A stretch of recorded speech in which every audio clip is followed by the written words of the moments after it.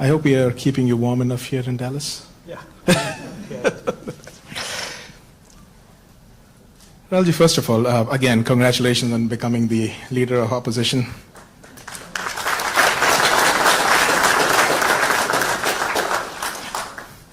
A few of my students came to me and they asked one simple question. It's like, what does his day-to-day as the leader of opposition look like? So can you tell them what exactly do you do in that role? Yeah, first, thank you very much for coming here. It's an honor for me to come, and lovely to see so many people from back home, so many students.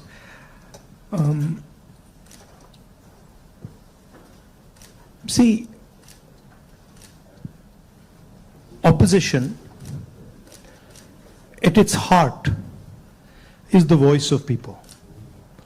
So,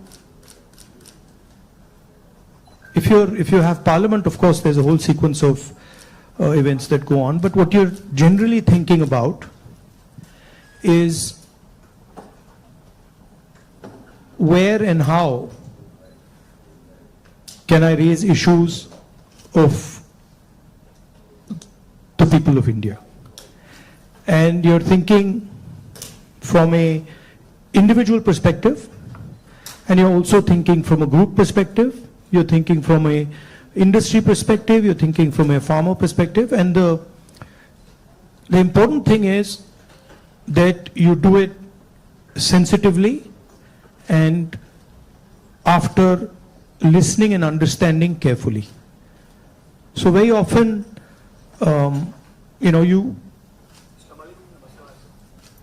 you see an issue in the beginning. When you're new to politics, you see an issue and you're like, oh, that's what the issue is. But when you go into a little bit of detail, you realize that there is nuance and complexity.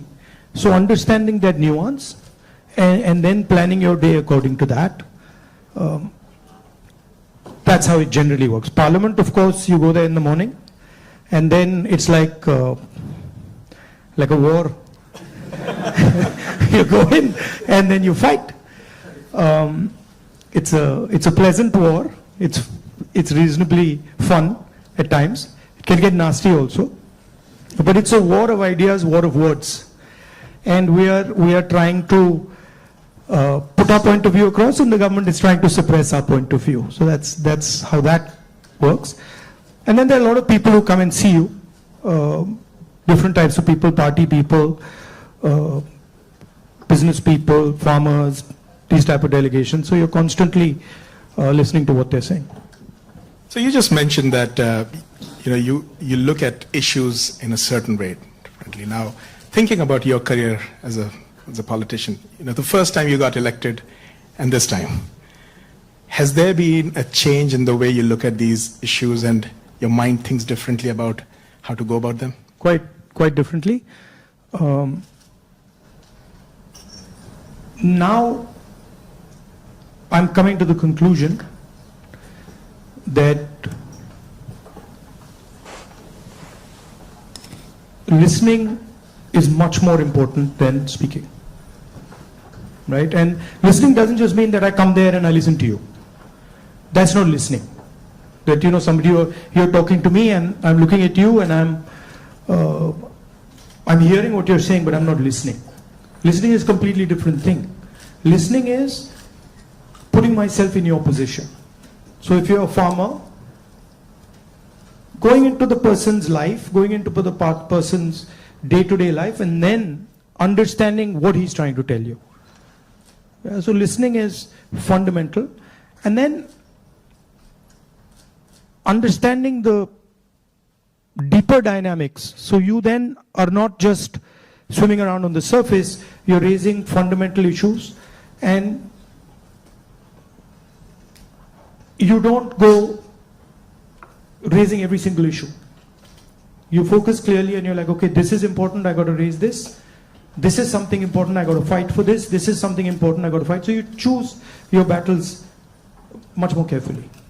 I think you hit it on the head, that prioritization. So, very good definition of political strategy or business strategy. understand clearly what you don't want to do. So don't sit there doing 50, 100 different things. Understand clearly जो नहीं करना है उसको पहले समझो, पहले कर दो. And then उसमें से 3-4 चीजें निकलेंगी, and then that's what you got to focus on. Well, I think back to the students, that's what we talk about. So this time you're hearing from Mr. Gandhi himself about prioritization. Now, a few things that you mentioned just takes me back a few months. A very unprecedented event happened in terms of the yatra. Personally, for me, a 30-minute walk on the treadmill, you can see 4,000 kilometers and connecting with people in a very different way. How has that changed your perception about people, and how has it helped you connect with people differently? See, the first question to ask is why were we walking 4,000 kilometers? Right? You know, it's what created the need for us to do this? And the reason is that all avenues of communication in India were shut.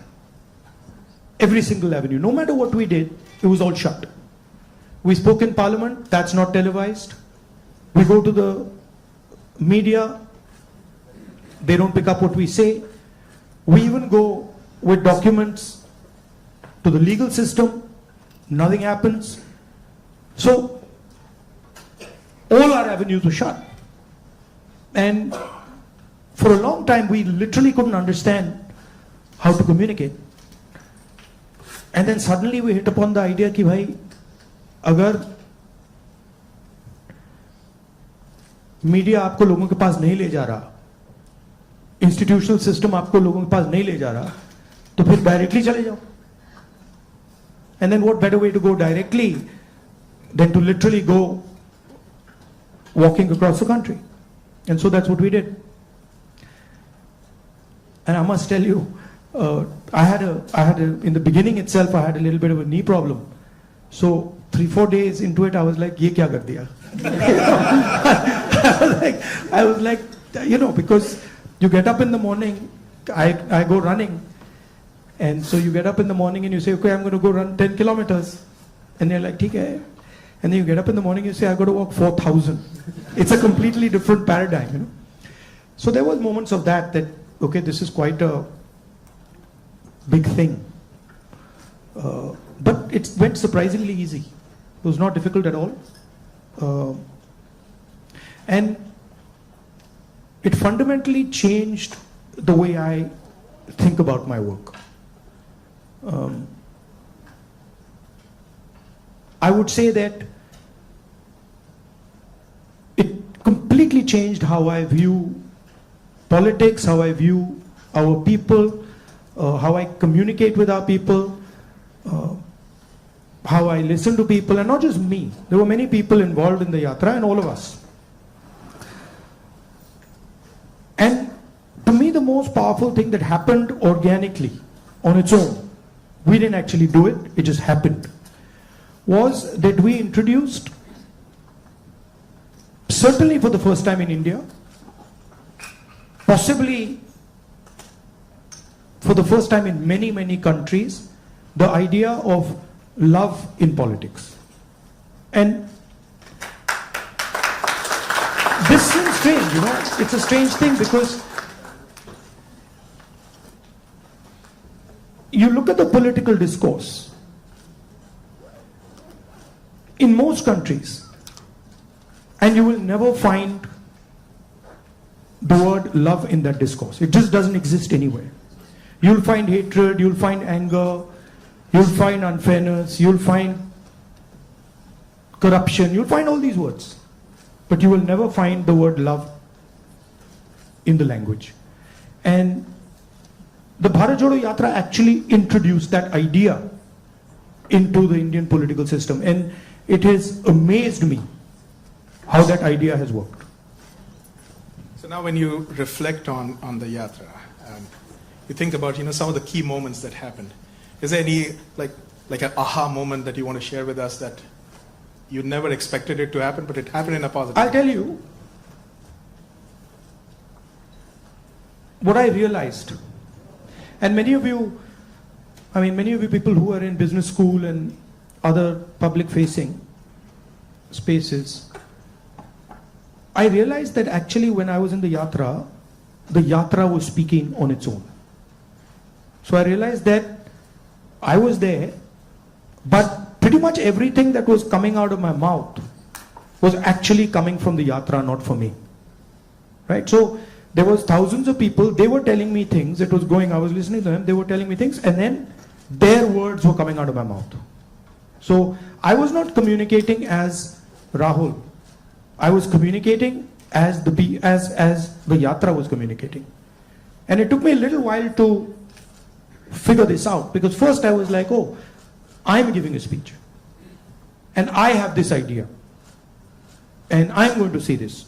But then suddenly it started to occur to me that every single thing coming out of my mouth is actually things people have said to me. And the most beautiful example of this was this slogan that came, which is "Nafrat ke bazaar mein mohabbat ki dukaan khol rahe ho," right? Now you're clapping, but the slogan did not come, it was not my slogan, right? It was not even a slogan of the organizers. It was a guy who came, I saw him, and he was walking with us, and there was a rope which used to surround us, and he was trying to come in, and he couldn't come in. The police would beat him. So I saw him once there, then I saw him somewhere else. And then I told Alankar, who's standing there, I said, "Dekho, usko le aao." So anyway, Alankar went looking for him, he had disappeared.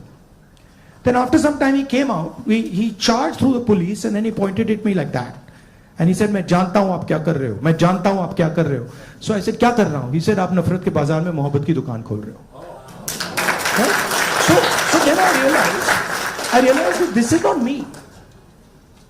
This is the sentiment of the crowd that is speaking.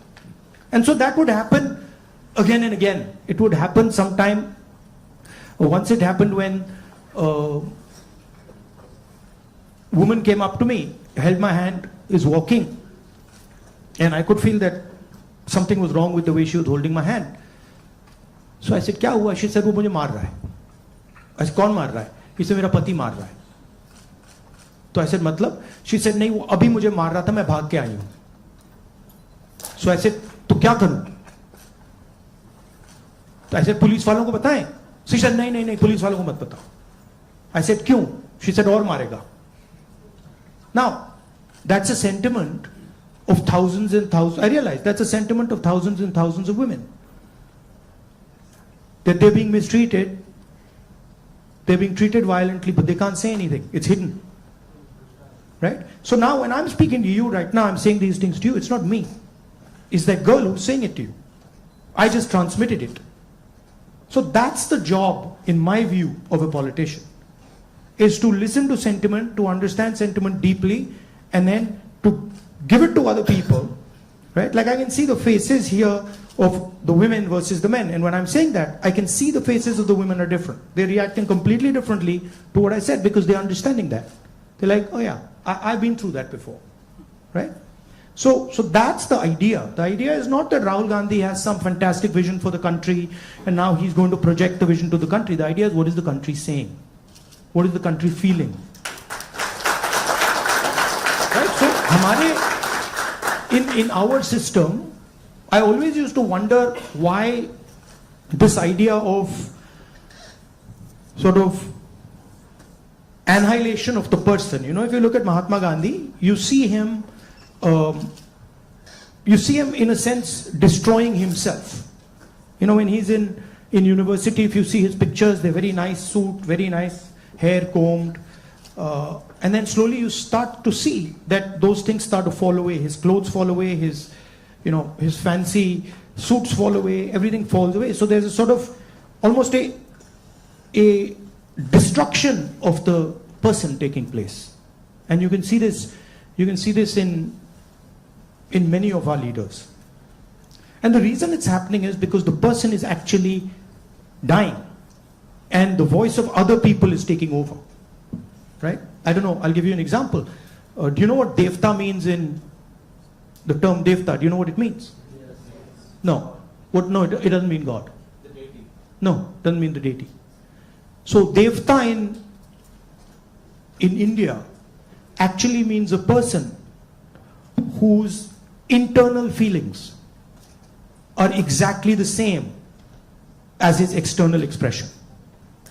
Meaning he's a completely transparent being. Right? It does not mean God. So if this person tells me every single thing that he believes or he thinks, and he tells it to me, that's the definition of Devta. Right? It's the idea that you destroy yourself. Right? So to me, that is interesting about our politics. How do you